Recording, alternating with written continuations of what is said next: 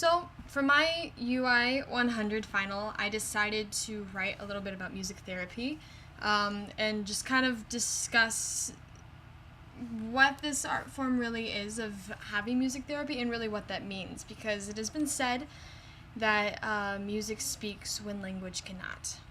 And so it's a universal sort of language, and so it means a lot to everybody. So that got me thinking just kind of what part about performance in music is just so important to people, and what can that be used for to help humanity as a society. So I found some pretty cool stuff.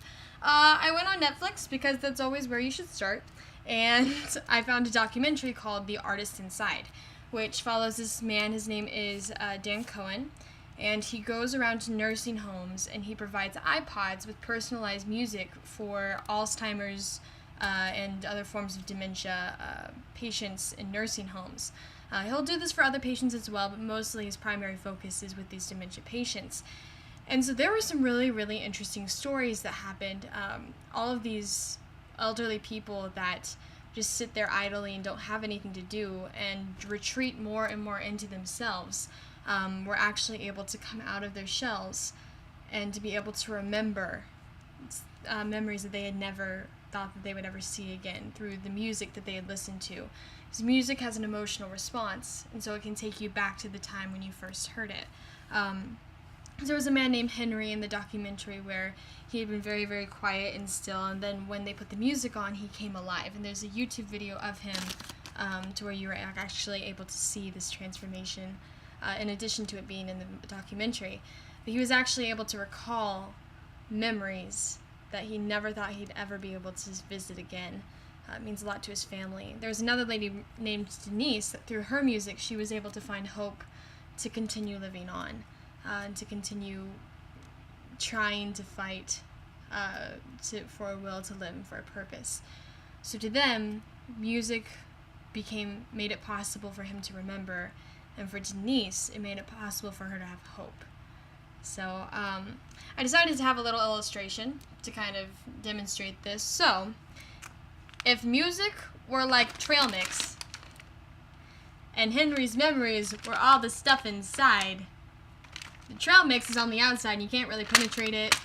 You can try, but it's plastic. You can't get through it. So the music comes along and it cuts it to where all of a sudden, you're able to pour it out.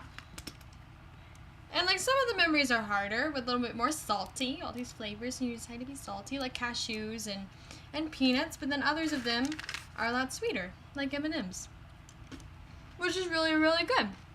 So music is like trail mix. You have to cut through it in order to get to all the good stuff. So then I was like, okay, there's another movie that's all about this same idea, and it's called The Music Never Stopped, also on Netflix. Big supporter. But this movie follows a guy named Gabe, and he ran away from home 20 years before this happened. The movie takes place. And he has a brain tumor, and so he can't really remember anything for the last 20 years. All he can remember is what happened 20 years ago. And so at the very beginning of the movie, he's very withdrawn and into himself, but it isn't until he starts listening to the music that he remembers that he's able to start creating new memories and being able to recall old ones. So through the music that he listens to, he's able to bring his family closer together. And so music then brings people together and is able to connect with them no matter your culture.